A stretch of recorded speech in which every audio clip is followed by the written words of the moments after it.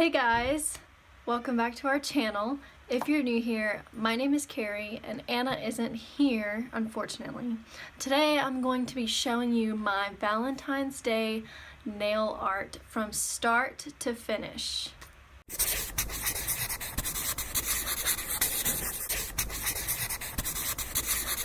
So I'm going to be showing you guys how I put on my own tips and acrylic, and then what nail polish I decided to use, and of course that's kale polish. Unfortunately, if you've heard the news recently, they are shutting down kale polish, which I'm super sad about because it's like my favorite nail polish brand on the market right now. And I also used a couple of little pearls, a couple of little seed beads, and yeah, I made some cool little Valentine's Day inspired nail art. It's not got hearts all over it or anything, which is what I wanted. I didn't want it to be too Valentine's Day because my birthday is the 16th, so it's 2 days later, and I didn't want to have like heart nails for my birthday. I just wanted something really pretty. So you're not going to see my face for the rest of this video until we get to the outro. I'm just going to be showing you my nails and doing a voiceover. So let's go ahead and get into it. To begin, I'm using this 100% pure acetone that I got from Walmart, and I'm really cleaning the surface of my natural nail. I want to make sure there is nothing left on there, no polish, no anything. And then I'm going to use this box of tips, which I also got from Walmart. I'll link it down below. And I'm going to size up the tips to each finger. And I'm pretty lucky, and my hands are usually the same size, so that's great, but you really have to make sure that you test it on every single finger to make sure that it fits properly. And you don't want it to be way too big, but you definitely don't want it to be too small, because then it'll I don't know, it's really uncomfortable for your nails when the tip is too small.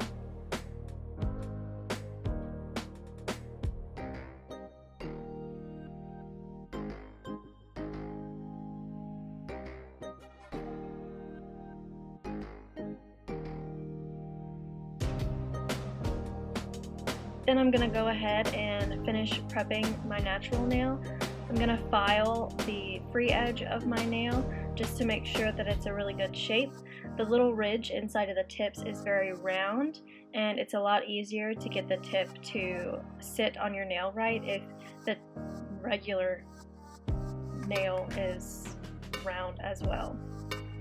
I probably could have said that better.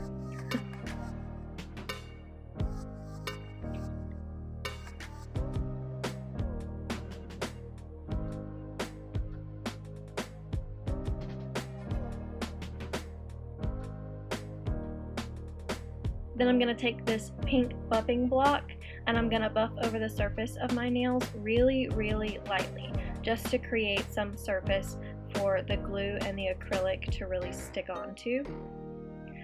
After that, I'm going to take a little bit more of that pure acetone on a lint-free pad. I got this from Walmart as well, I believe, and I'm going to really make sure there is no dust left on my nails. So now you can go ahead and go through the gluing process, put a little bit of glue on the tip, and then there's a little ridge in there. You want to sit the edge of your finger in that little ridge and then kind of rock it back onto your nail to make sure there are no air bubbles in there. Then I'm just going to go ahead and repeat that process with all of the tips for all of my fingernails.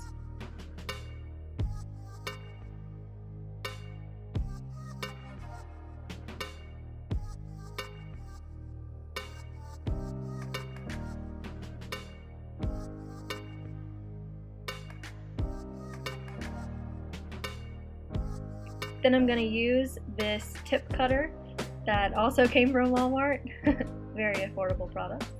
And I'm going to go ahead and cut the tips to a reasonable length. You don't want to cut them to the exact length you want because you're going to have to file them a little bit, but I cut them a little bit longer than I'd like.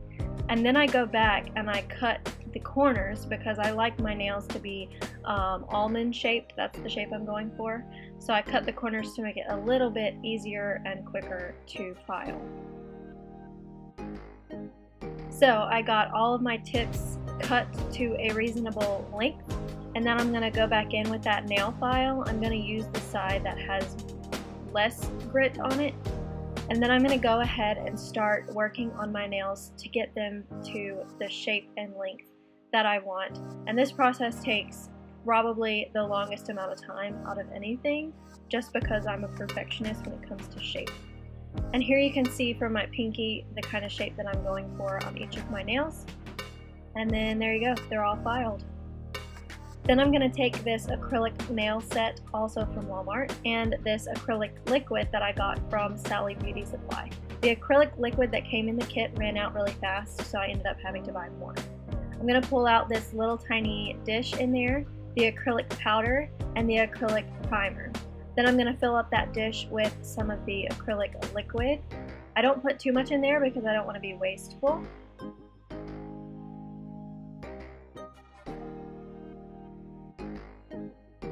Then I'm going to go in again with some pure acetone. I really want to make sure there is not any residue on my nails. I want to make sure there's not any dust from the filing process left on my nails. And I just really want to have super clean nails to make sure this acrylic is going to stick. Then I'm going to take the acrylic primer that came in that kit, and I'm going to put this on the naked nail surface. I'm not putting this on the tips, just on the natural nail.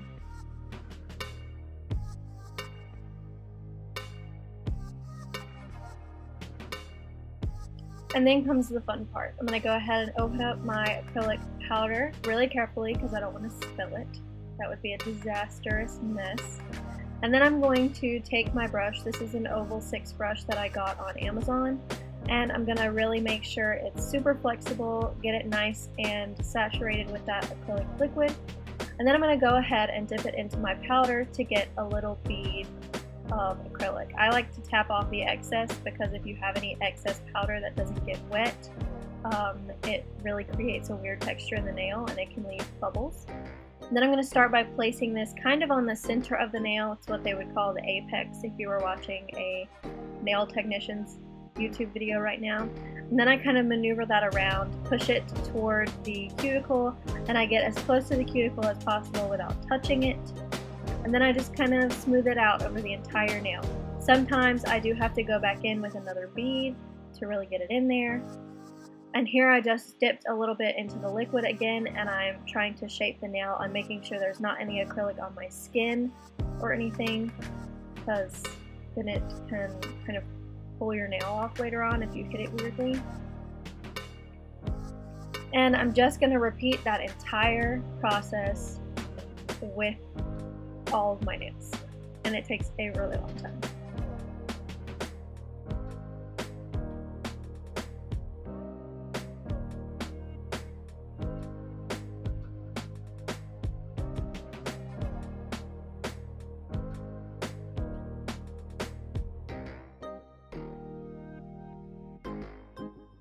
Then I'm going to start shaping the acrylic with that same file.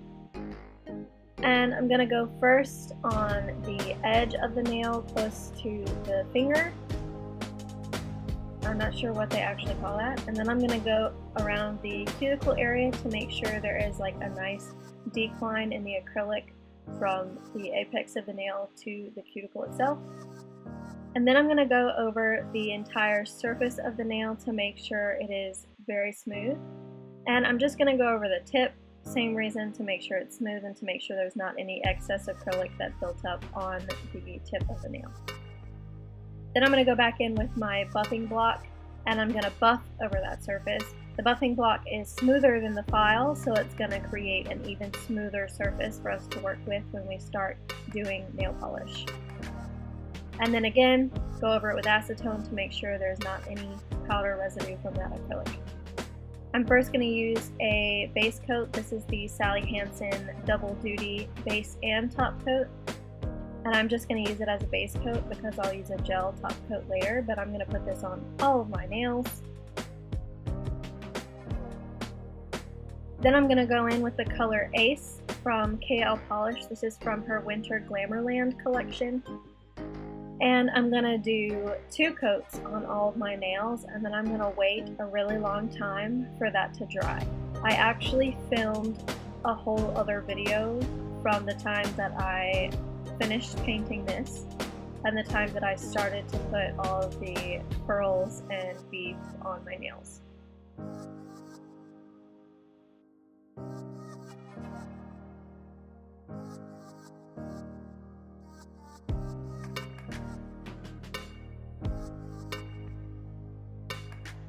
So it's been quite a while. I'm ready to do some nail art. I have my LED light, I have some pearls, and I have some tiny little seed beads, tweezers, and my gel base and top coat. I'm going to start by using my gel base and top coat on my middle finger because that's where I'm going to put all the gems.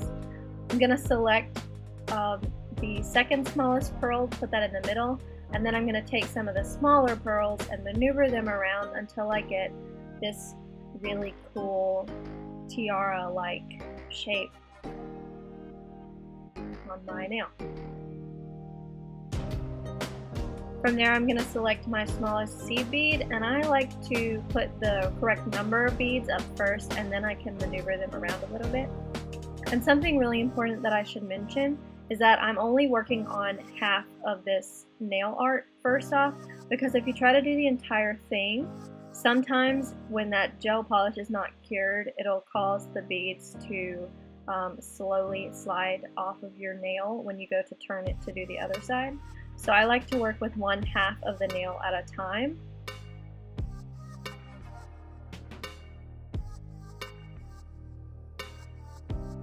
And then I'm going to go ahead and cure that for 30 seconds.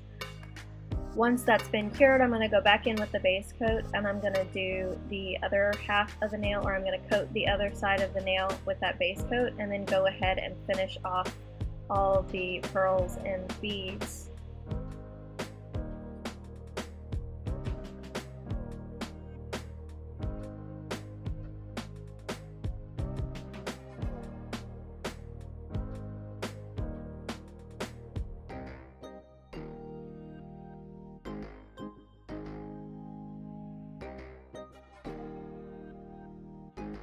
And then I'm going to go ahead and cure that for 30 seconds as well.